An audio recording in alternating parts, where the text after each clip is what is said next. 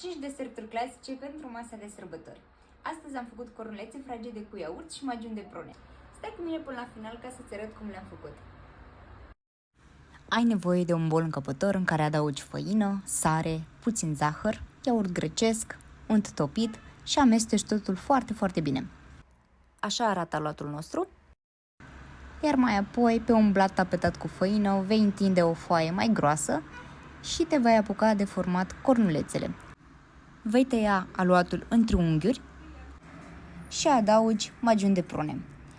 Asta am avut eu la îndemână, dar tu poți alege să folosești rahat, ciocolată, Nutella, efectiv ce îți place ție și ce consider că se potrivește cel mai bine pe masa de sărbători. Le vom rula dinspre bază spre vârf, procedând la fel pentru toate cornulețele. Hai să le adăugăm în cuptor. După ce le scoatem de cuptor, presărăm zahăr pudră. Trebuie să fie foarte fierbinți ca să se așeze foarte, foarte bine zahărul. Fragede, dulci, numai bune!